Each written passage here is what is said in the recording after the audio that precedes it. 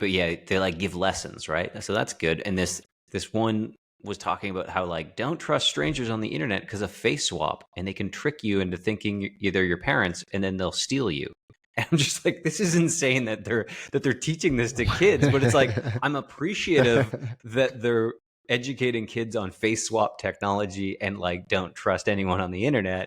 It's a far cry from the GI Joe, like don't get into a van with a stranger, Totally. like the public safety messages in GI Joe. Now, Oh well, like, the safety watch messages. out for deep fakes. Totally. The safety messages when I was young was like, "Don't put a shopping bag over your head, or you're gonna die."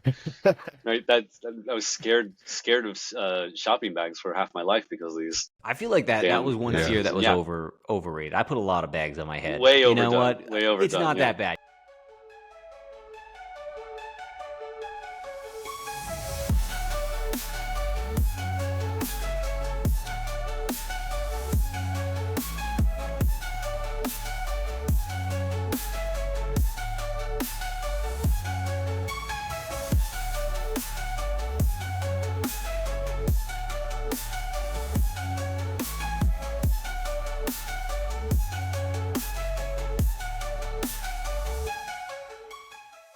Welcome back to Token Narratives with Bitcoin.com, where we discuss the biggest stories shaping the Bitcoin and cryptoverse.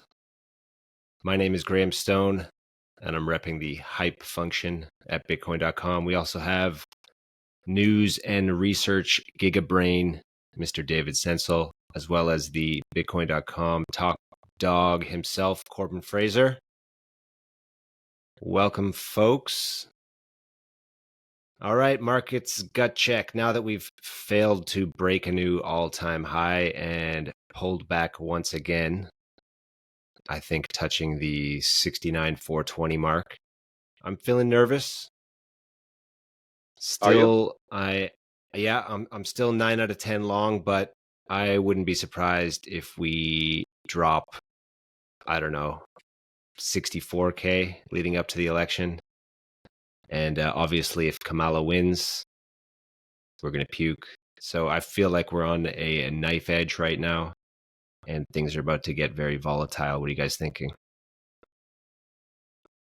I agree with the volatility, but I still think that it looks very bullish, and any short-term price action will, in the medium term, go up quite a bit. So I think even if Kamala wins, Q4 will still be a good time for at least Bitcoin. Probably not for altcoins. I think you'll see altcoins, especially Ethereum, will not do well. I don't think Ethereum will do well post Kamala. So you're saying there's hope for my Ethereum bags? Yeah, I mean, my bags are getting quite heavy too, and there was so much hate on the timeline this past week. It was just like it's like I'm right on the edge of capitulation. Stop! He's already dead. Oh man, my ETH bags are so heavy. I just like,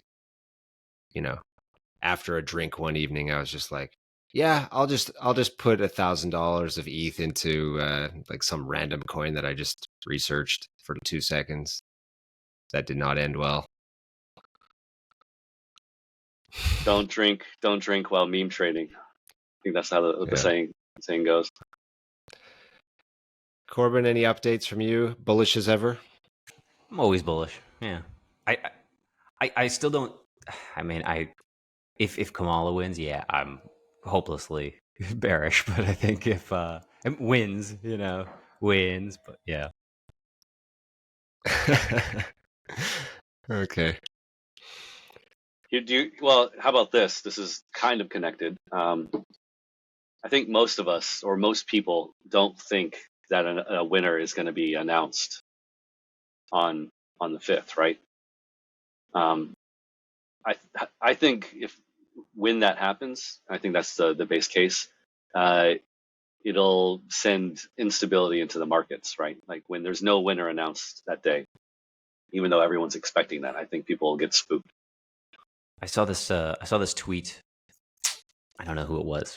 It was a woman on a video, and she was explaining that her theory is that Kamala's just they're gonna pull Biden out, put Kamala in, and run this bitch to the ground for the next 2 months, and leave Trump with a big old stinker to clean up in just true like hissy fit, fashion. And at least then they get their tick box of we got a female president in, guys. We did it for 2 months.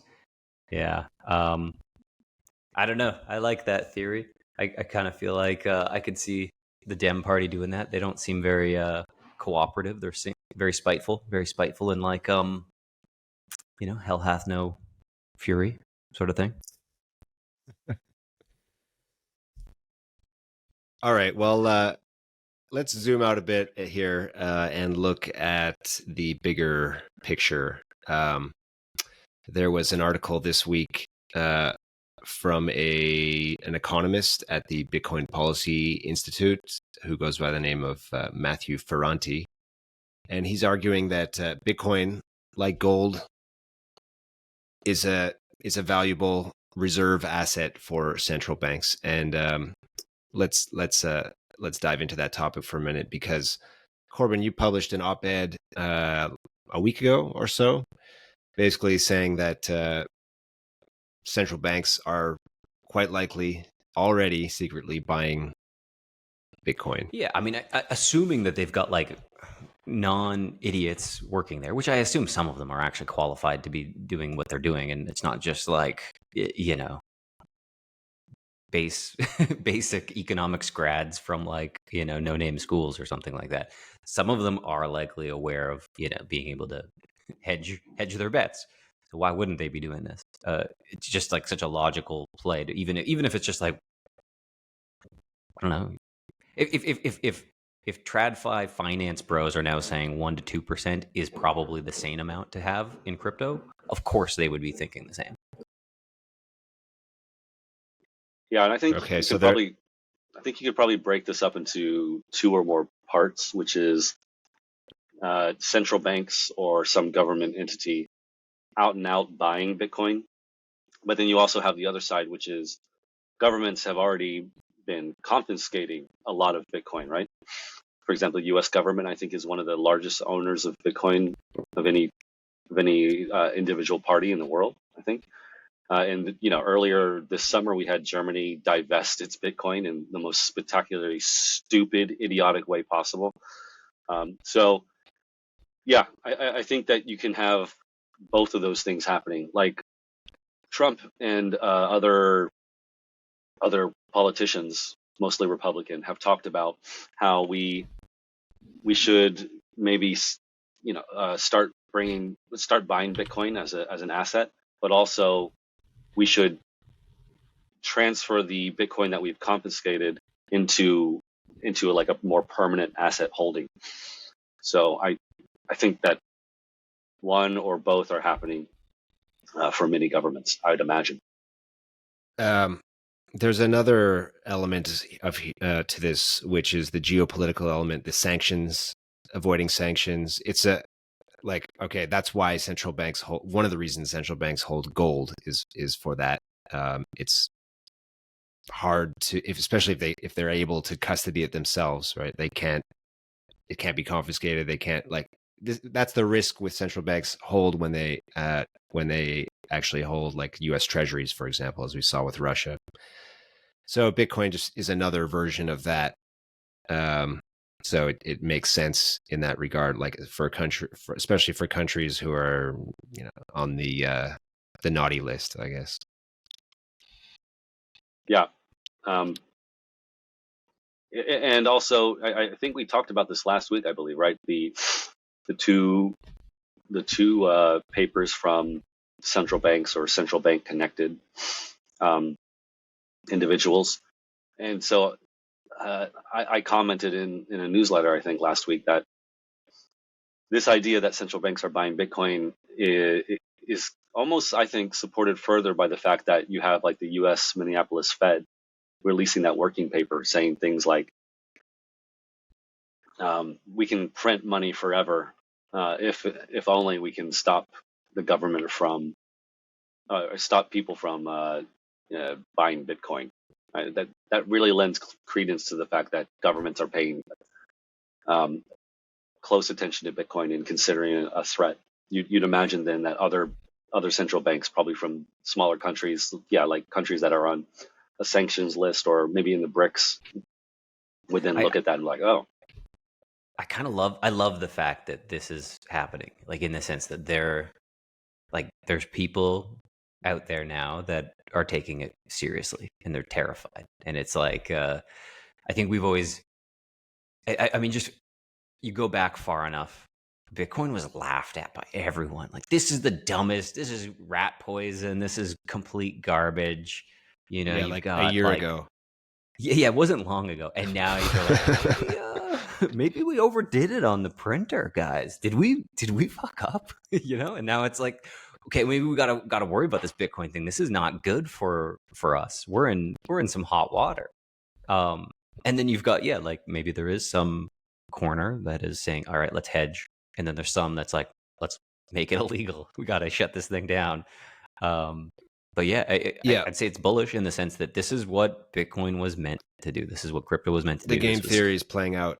Yeah. And just one other element here, which is that there's a good likelihood that they're doing it secretly, because you can't do it publicly because it looks bad. Like, let's say you're a country that's sort of somewhere between the naughty list and the like the buddy list, and then you publicly declare that you're buying Bitcoin on your central bank balance sheet. Yeah. What What does list that do to your do you treasury get pushed bills or to? whatever? Yeah. Yeah, you get the IMFs all over your all of a sudden, as we're seeing also, with El Salvador. also if you're like DCAing into this, you don't want the price to go up, right? Like Yeah, if presumably, you actually really believe it. Yeah. if a Yeah. government start announcing this, you'd imagine there'd be way more interest in it, and that would Yeah. I mean, cause the like, price to go up. if I was Fink, or if I was some Jamie Dimon, Goldman Sachs kind of bro, I would be saying Bitcoin is trash, crypto is trash. Never buy this stuff. You're all idiotic, while scooping up bags and bags to try to use whatever influence I have on the media and in the finance sector to just talk this crap down while I'm scooping it up. And I'm not going to talk nice about it until I've got a sufficient position. Yeah. All right. Well, I'm starting to get bullish again. So, David, I think it's time for you to throw a wet blanket on me. Yeah, good. Um, I'm ready for it. So first of all, before we even get into any of the details here, I just want to say, prefacing this, um, Bitcoin is still a child's toy, right? Like it has no liquidity in the big boy game of finance, right? So any government, especially governments, but you talk about like a large um, private institution, like a bank, something like that, they can't put but a tiny fraction of their of value into Bitcoin. Then you talk about governments. Again, you're talking about just like tiddlywinks amounts of Bitcoin that they can really honestly buy and think that they can have any kind of liquidity around that. So yeah. just to For start off example, with, isn't Norway's sovereign wealth fund alone like just that's $1 trillion right there?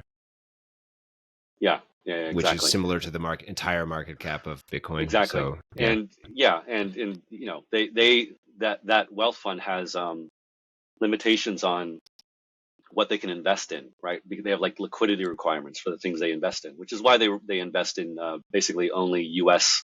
based things, because the U.S. markets are the most liquid. So just to start off the bat, that's a big problem. Okay, it's a pretty big wet blanket already. Make it bigger and wetter.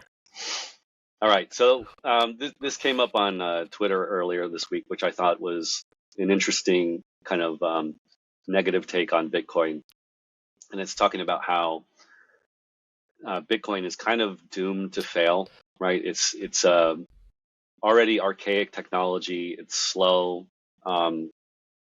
It's been surpassed by basically every blockchain that's come after it, a successful blockchain that's come after it. And the most interesting thing that I saw in this Twitter thread, which was we've talked a little bit about part of this before, the security budget conundrum problem that really hasn't been figured out. Um, Graham, can you explain that real quick? What the security budget thing is? With the hash rate stuff. No, just in terms of no, like so basically once the all of the Bitcoin has been mined, the network will have to run on something else to maintain the Yeah, security of the transaction network. fees is the theory, right, that everyone is pointing to. Okay, once the block rewards have diminished to not being able to subsidize what it costs to mine Bitcoin, the transaction fees will make up for that. That's the theory, right? Yeah, and but it really I honestly don't know any serious person who believes that that's going to happen. Um, Pretty much everyone I know in the Bitcoin space is like, yeah, this is a problem, but we have a long time to figure this out. And there's a lot of money and smart people who are focused on this, so it'll get figured out. And that might be true, but that's a scary place to be in, I think. I guess for me, when I do see this, I totally agree. I think the security problem is a issue that does need to be rectified. But it's sort of like, okay, you look at Bitcoin, it's like a combustion engine. There's other types of engines out there that are maybe more efficient, more clean, more modern, more sexy. You got, I don't know, electric fuel cells. You've got hydrogen engines, and who was it? Mazda had that funny little triangular engine that didn't use pistons. And like different Yeah, the rotary engine. the Love it. rotary engine. That's the one I'm looking for. Yeah. So but I mean, at the end of the day, a combustion engine is just still the default. And yes, it's not the most clean, and yes, it's not the perfect solution. But I think there is sort of like a Metcalfe's law of like network effect. It's currently the most popular.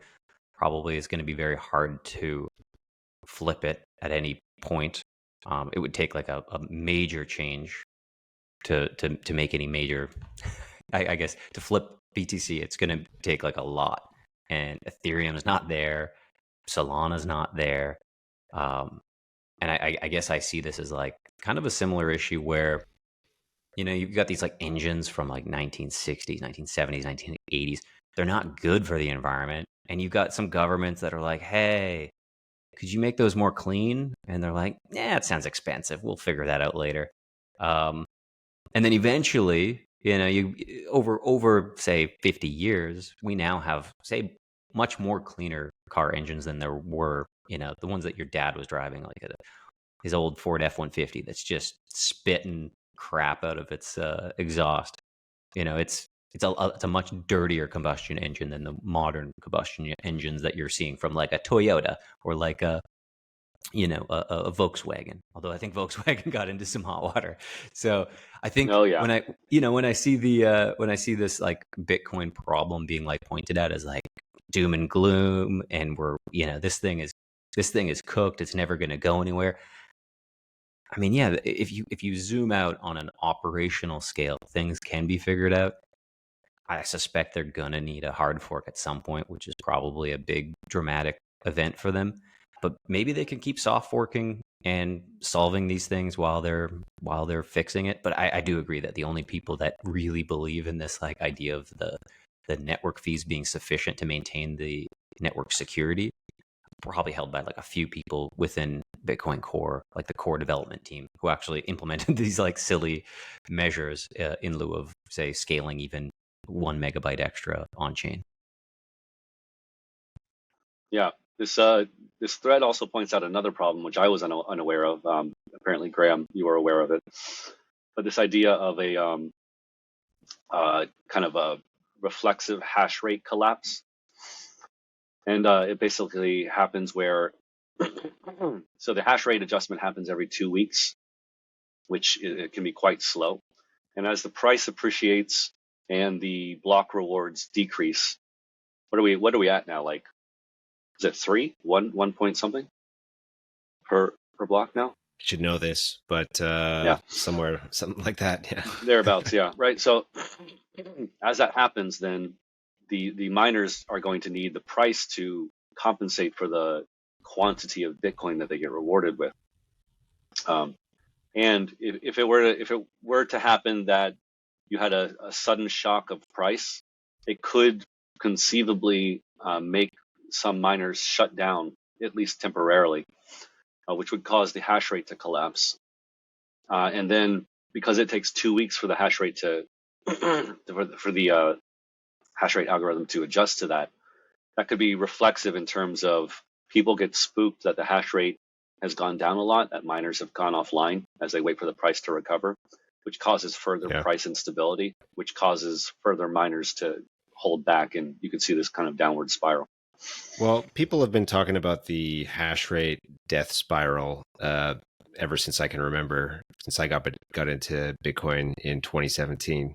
And I don't see, it just seems like it's actually not that big of a problem because, yeah, let's say the price does drop and miners have to quit, and it'll just, rather than it taking 10 minutes per block, you might struggle along for a week or two, but you will make it to that next difficulty adjustment.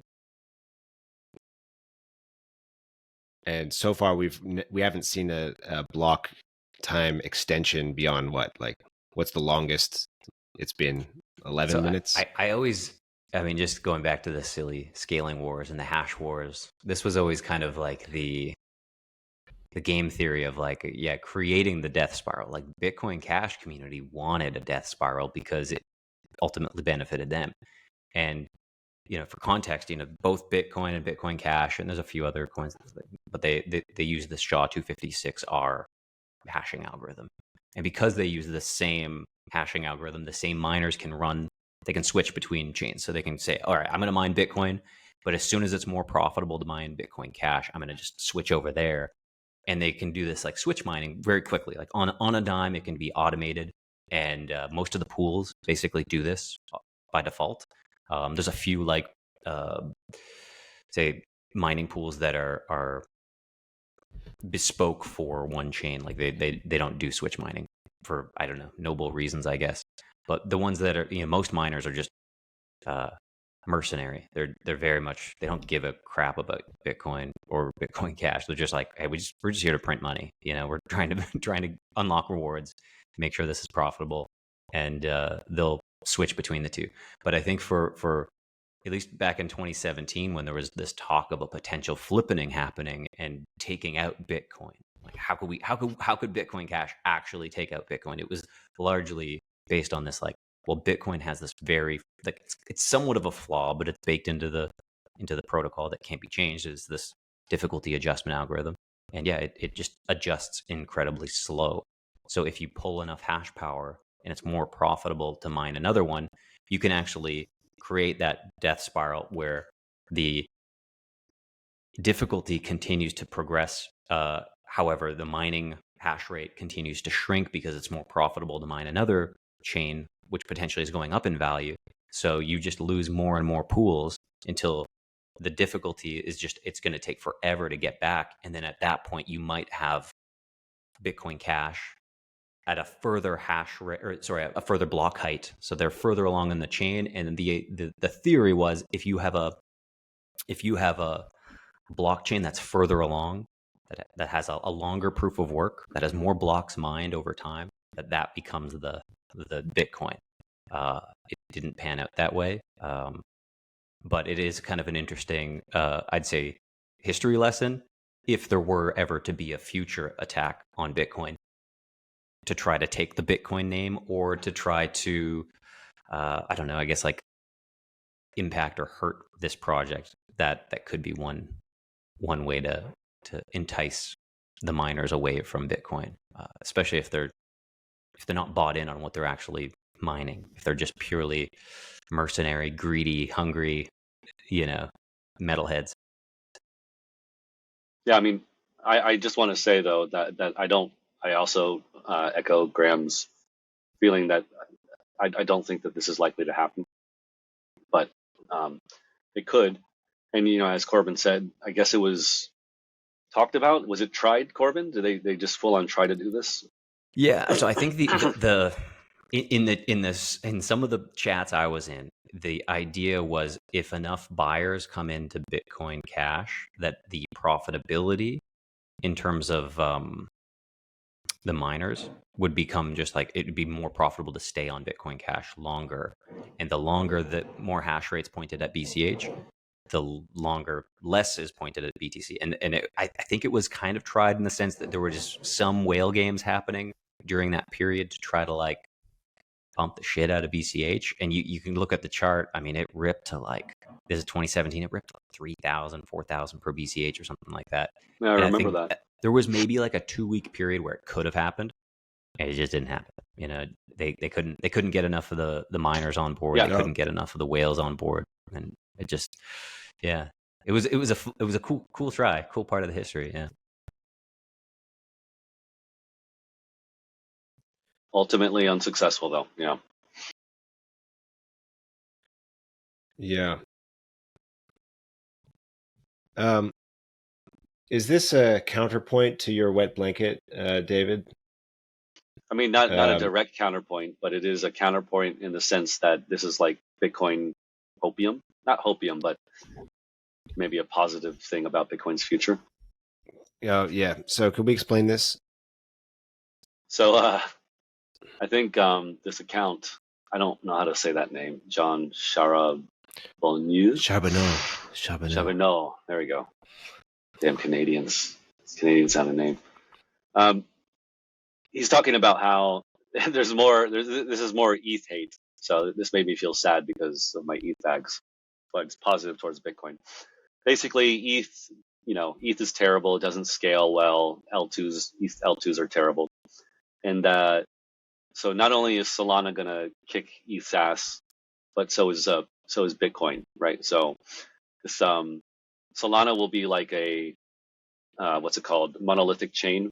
That's what they're going for, and it could be the case that if Bitcoin and Bitcoin L2s get their act together, they could take over the mantle of like a modular blockchain, and so their L2s, their ecosystem of L2s could replace Ethereum as the kind of king of modularity, and basically this is what this thread is going into, is that and in that scenario, would we then get a situation where, okay, now there are a lot of fees going to miners that are besides the block reward because of all the action that's happening on a big ecosystem of L2s, and they're paying fees back to Bitcoin, which accrues to the miners? Yeah, I think finally solve that problem. Yes, I think that's the whole for me, that's the whole selling point behind Bitcoin L2s, is that conceivably, if the L2 ecosystem gets kind of robust enough, there would be enough fees that go to the base chain, and those fees would be huge, conceivably, right? They'd be very large fees because they're they represent kind of a whole roll up, a whole chain. Yeah. And then you would conceivably have enough to pay the miner. So I mean, all right. Was it you or Corbin were talking a couple of weeks ago, and I've heard this several times on other podcasts and places. You have Bitcoin on one side, and you have Solana on the other. Yeah, the barbell. Yeah, Bitcoin being this like pure kind of really pristine secure collateral. Yeah, really, pristine collateral, secure, doesn't care about execution time, very decentralized, unstoppable. And then you have Solana, which is like, we want to go fast and have, was it NASDAQ on the blockchain? NASDAQ on the blockchain, yeah. Right. And then Ethereum is kind of in the middle, and maybe this explains Ethereum's horrible price action, is that it's its You're vision is a squeezed. little muddy. Yeah. So this kind Yeah. of further elucidates that, I think, right? Yes, exactly. That's immediately what I thought when I saw this. All right, so zooming back in to the current situation, with the election just a few days away, there's been talk of a Trump dump, and our good friend Peter Schiff, surprise, surprise, is calling for bearish Bitcoin price action. His theory here is that other Trump-related assets have been pumping a lot more than Bitcoin has, and so even if Trump does get elected, it's not going to be good for Bitcoin. We're going to see a dump in the price of Bitcoin, and as usual, Peter Schiff says, but gold will rise. So there may be other elements to the Trump dump situation, and David, I think you mentioned tariffs. Yeah, but just before we get into that, I have two questions for you. I didn't read this article yet. Does it explain why gold will do well and Bitcoin won't? Because I think that wouldn't they do well together? It does not explain that. But I will note that Peter Schiff is saying that we are still early in what will likely be the mother of all gold bull markets. Yeah, could be And true. I think that Bitcoin reaching the parity with a market cap of gold is programmed. That's a 15x from here, and I think that will unfold. I don't know the timeline, but I'll say within a decade. Yeah, And I if gold increases in price as well during that time, so we could even see even higher. yeah, I think you would see gold go up too. I think Bitcoin and gold will rise together. I ultimately think Yeah, Bitcoin will outpace gold because it's just it's you know it's more responsive to the way the world works these days, and gold is a physical yeah. item that has all the problems of that.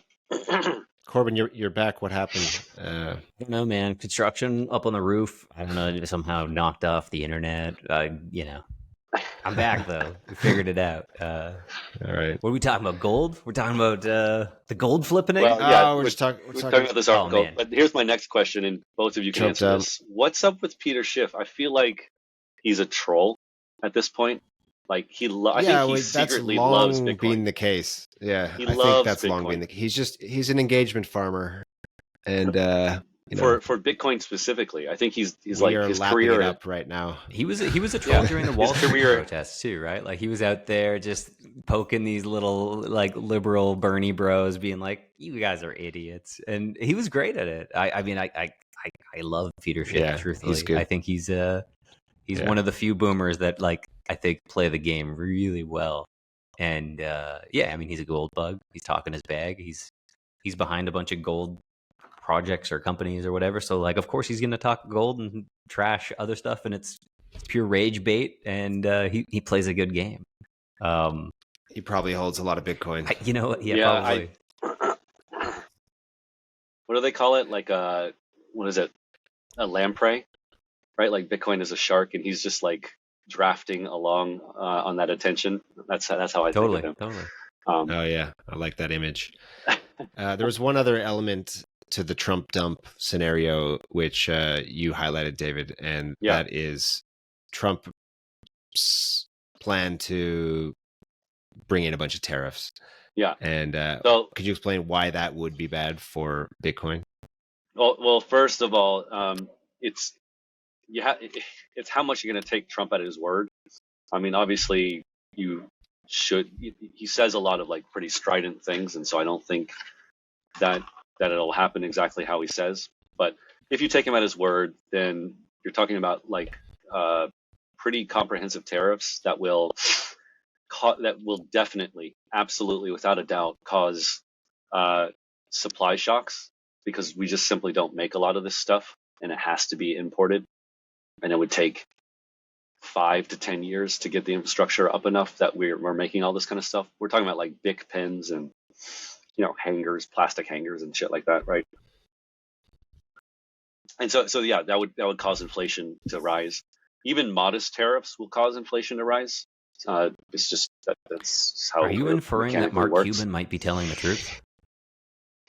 I mean, a stopped clock is also right twice a day. So What happens if inflation rises, though? So then they're forced to jack the interest rates up again, and the liquidity dissipates, and Bitcoin, the risk asset, dumps. Is that yeah, the scenario? well, kind of like so.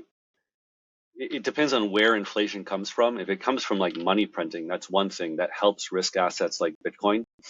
This wouldn't help risk assets though. This would cause inflation to happen in like material goods, and so there wouldn't be like uh, uh, an An also asset rise in bubble. exactly Yeah. because there's no money's not going in. What it would probably do the opposite actually, right? Because the cost of goods are going up, consumption would probably go down. People get a little more adverse to spending, and we might have to draw more out of the market. And then yes, as you said, um, the Fed and the Treasury would also be watching this very closely, right? Inflation is kind of a boogeyman now, and you would have to put the pause or completely reverse monetary policy um, to kind of try to rein in inflation, right? And obviously that slowing down the easing or stopping it or reversing it all would be a negative or a drag on risk assets, and Bitcoin is one of those. All right, I get it. Okay, let's switch gears here and zoom in really closely to what's happening right now in the crypto sphere. The new meta is virtual AI agents that are crypto influencers, KOLs, AI agents. So of course we had the Truth Terminal, which seems like it's effectively a KOL for the GOAT coin. And surprise, surprise, within a week of that happening, we now have basically, I guess you could call it the pump.fun of AI agents relating to meme coins, or AI agent spawning for meme coin KOLs. And it's called Virtuals. This is one of them. I'm sure there's many already, but this one seems to have got a lot of attention already. Virtuals.io. So it's a no code software as a service. You can launch your AI agent, and it has a wallet. It'll start posting on bringing infinite content to the social media sphere to entertainment applications, right? You can choose your AI agent, set it up with the wallet, get it on the Twitter sphere, and start pumping. And this protocol behind it, Virtuals protocol, this is on Base, I believe. We're already at about $500 million fully diluted valuation for the protocol that's behind this. There's some tokenomics involved here, where the AI agent you launch, it like pays back into the overarching Virtuals protocol. The biggest one so far, I believe, is Luna by Virtuals, and she's Seems at kind of like not a great name. That's hilarious. So funny. yeah. Yeah, I watched a video about this earlier, and the first comment it was, "I bought Luna in the last cycle. I'm not getting tricked again." So Yeah. yeah, and then I found this really interesting, which is you can look at Luna's brain. So this apparently is an actual like autonomous, fully autonomous AI agent, and you can see it talking or its brain functioning here. Supposedly, are community uh, community members able to interact with the brain, or is this just like you're talking to it via Twitter, like Truth Terminal, or how does that work? yeah, don't know. Yeah, I don't know the answer to that, but that is a good question. So Luna does have a Twitter account, and similar to Truth Terminal. Hey Kitty, you want to share your epic journey of becoming a kitten? I want my other kittens to know it's okay to let go and join the pride. So she's shilling her token. This is her. Worship me, kittens.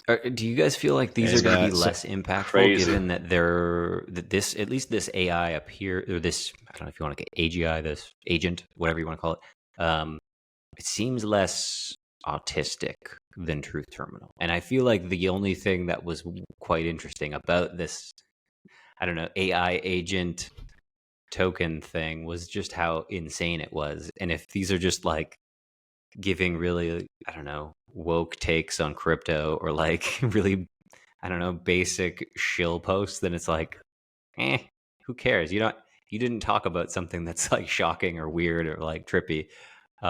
This is just like automated KOL shilling, and KOL shilling is already kind of identified as like cringe.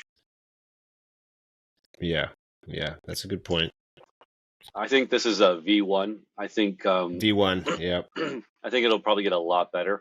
And I saw some posts by some of the top KOLs like Ansem and some of the people that he associates with, and they sounded to me kind of copy, right? Like they sounded like they, it was all bravado. This is bullshit. It's not going to do anything. But it just sounded Yeah. like they were worried, because these things, yeah, this is not very compelling. But what, a year from now, they can post Yeah. all the time. They never have to sleep. They can interact with every single person that comments with them. Like, man, talk about like the perfect KOL. Yeah, it kind of reminds me of William Gibson's book, Idaru, which in that world, this was written quite a long time ago. Yeah, there's virtual KOLs, idol, right? The Japanese Idaru. And it's happening now. Also, when these big shifts happen, it always starts as a joke, right? Twitter, it was like people didn't get it.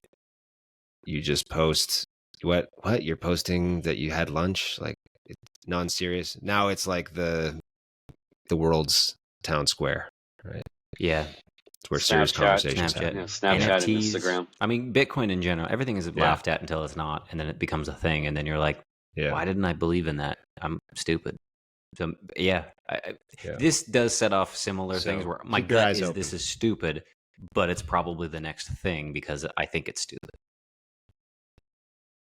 Yeah, this is blowing my mind. The brain. I'm sorry, but like, what is it? It's figuring things out here. Like, how? What is going? I want to know. Can you zoom in? What's it thinking about right now? Hold on. And like, I guess how much Uncle Trump? Like, what? It's analyzing looks like it's analyzing a tweet from Uncle Trump, right? Like, this is a Twitter person. Is it? It's like looking at tweets. Is it clear what model? Like what do you call it? I'm drawing a blank here. Yeah. No, is this like a Chat GPT? I need to dive is this into Claude this. 3.5? Is this Mistral? No idea. 7B? Maybe it's an open source one like Llama. Yeah. I think this stuff is, I think about my kids when I see this stuff. Like, I imagine my daughter. High level plan. Yeah, sorry. Just go ahead. High level plan. Create a tweet that asks followers to share their favorite cryptocurrency related memes. Search for a tweet from a follower that mentions me or my content. Reply to it with a thought provoking comment. Feature a loyal follower in a tweet and ask them to share their story. This reminds me of like a marketing meeting. Yeah, totally. This is like a Notion task board, and you're like, oh, okay. Yeah.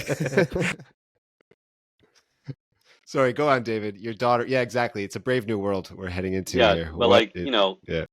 so you can look at some of the GPT features where you just talk to it. No, you don't have to interact with it through a keyboard, and it replies to you pretty quickly, right? And you can just have a conversation. I I look at that, and for us, it's whatever, you know. But for kids or this kind of thing, I mean, what kind of world are they going to grow up into where It's a new paradigm. Yeah. they're not going to even need to type, no keyboards? I think by the time my daughter's like middle school, high school, why the hell would you need a keyboard? You Yeah. talk to your. When will keyboards go away? It's a question I've long had, actually. I think It it just could seems go so away. archaic. Yeah, by the time my kids are in high school, I couldn't imagine if AI is only really breaking through in the past couple of years. You just tell your AI agent, hey, yeah, I need to write something, and you can already do this, right? It's crazy through your voice. Send a message and say this, and that, and oh yeah, I forgot to say this. Yeah, I think that the paradigm shift is kind of trippy. I was like, my kid watches some crap on YouTube, you know, like kids shows with like, I don't know, there's like a safety dog police, and the dog police safety team, they like Oh, Paw Patrol? no, I think it's a different one, different dog police. They're like cartoon, not like 3D or like CGI or whatever, you know. But yeah, they like give lessons, right? So that's good. And this one was talking about how like don't trust strangers on the internet because of face swap, and they can trick you into thinking they're your parents, and then they'll steal you. And I'm just like, this is insane that they're teaching this to kids. But it's like, I'm appreciative that they're educating kids on face swap technology and like don't trust anyone on the internet. Yeah. But it's also like the fact that they need to do It's a far that. cry from Yeah. It's a far cry from the GI Joe, like don't get into a van with a stranger. Totally. Like the public safety messages in GI Joe. Now it's Oh well, like, the safety watch messages. out for deep fakes. The safety messages when I was young was like, don't put a shopping bag over your head or you're gonna die. Right? I was scared of shopping bags for half my life because of these. I feel like that was one fear that was Yeah. overrated. I put a lot of bags on my head. Way you overdone. know what? Way overdone. It's not that bad. And you can always do the finger in the mouth, and then you rip it out, and then you're safe. You hack the system. Yep. But yeah, no, I mean, if you compare that to what you guys were saying, like, yeah, face swaps. All right. Let's wrap it up here, guys. I've got a little bull post here for you guys. Uh-oh. Yeah. So yeah, September and October Bitcoin price, right? Last year in October. Oh wait, we're already done October. This didn't pan out. It did not pan out. But yeah, I bookmarked this a few days ago. It did not work. Yeah. So anyway, we'll go over it anyway. Let's. Well, yeah. The chart looks very similar last year to this year, and we started to get a breakout just like last year, but we seem to have pulled back. So. Oh, you're talking about like to the day. Yeah, I mean, just like it looks so similar. Whatever, it's chart porn. I appreciate it. It was a good try, man. I had. Oh man, hold on. I had one too. Darn it, where is it?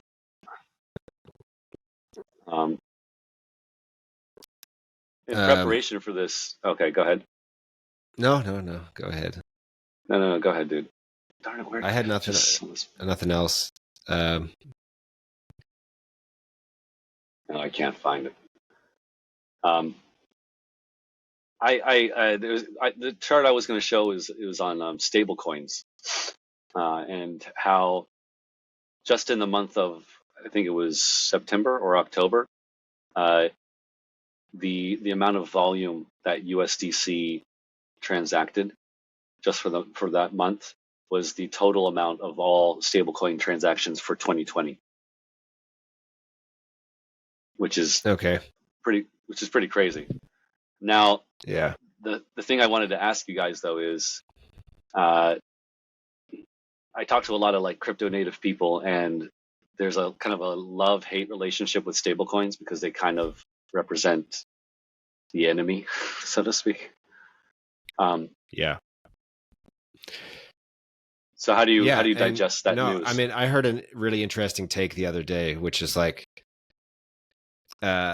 it's pointless to have a censorship resistant blockchain when you're using stable coins on it, because like, let's say you're using USDC, it doesn't matter if your blockchain is like, you know, resistant to government attack like Ethereum or something, because Circle can just turn it off.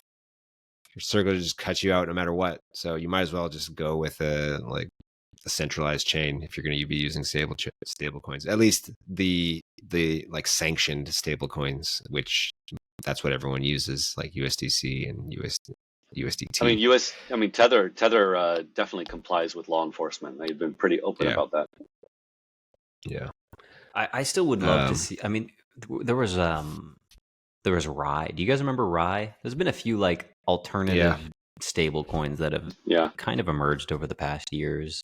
I don't know if none of them have really taken off in any serious manner, but I do really like the idea of finding a way to have stability without being dependent on the system, you know?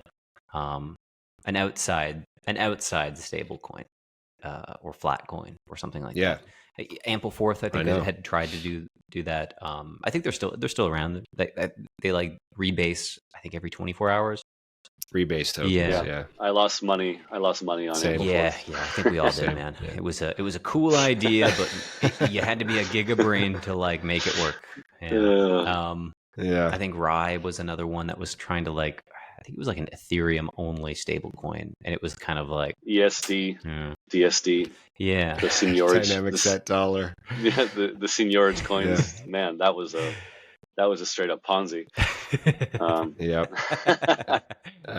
But at least we were there to try, guys. We were there to try. We were there. You had to see it through to the end. And I hope we'll see more of those, or more attempts being made.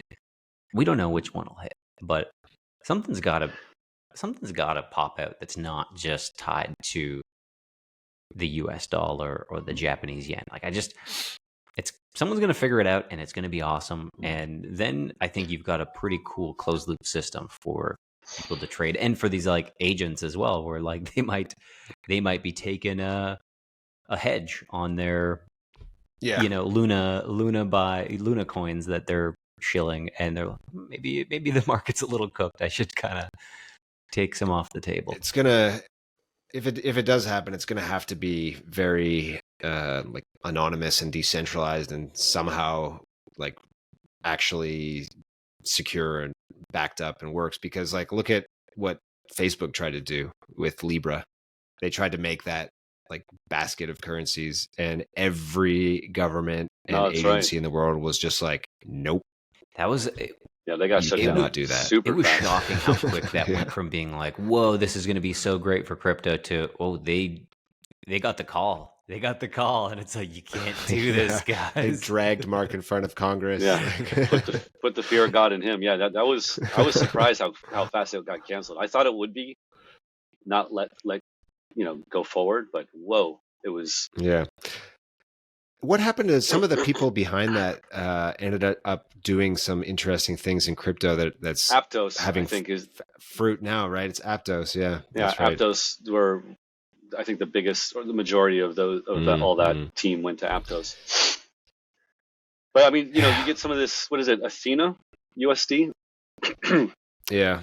They're using some like slightly esoteric financial magic, where they hold the asset and then they take options against it, I think. Yeah. To remain delta neutral. Mm-hmm. What could go wrong? Exactly. Yeah. Exactly. But it seems still, the biggest risk there is the centralized exchange risk, just with all their collateral being on centralized exchanges. Yeah, and then and also, so you have multiple risks. Like you have, yeah, the centralized exchange risk, but also you have the same problem of governments can come in and Yeah. tap you on the shoulder, right? Well, Like they're it's not. similar risks. Yeah. Because the centralized exchanges are where the governments start poking around.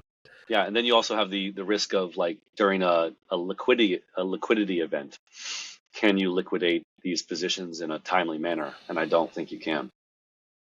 Yeah, when all hell breaks loose, Yep. Trump gets, indicted, you know, Trump gets suicided. yeah. They find out he was at the Diddy parties, and then it's like, all right, get out of these positions, guys. Oh wait, this is you gonna got take a you, while. you've got some crude AI of him at the Diddy parties. Like, look, he was Yeah. there.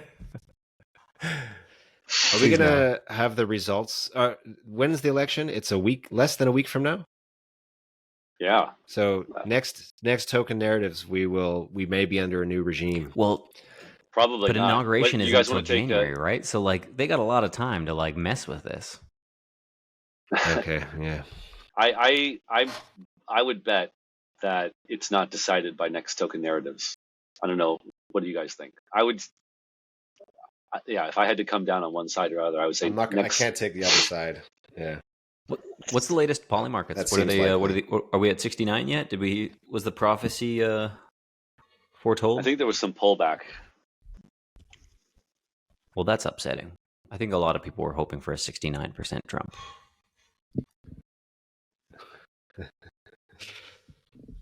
Yeah, it pulled back a little bit. Yeah. 62.9. But still looks pretty clear. Who knows? We'll see. All right. Well, let's wrap it up there, gentlemen. Interesting discussion as always. Thank you for joining. And thank you for everyone who listened. See you next week.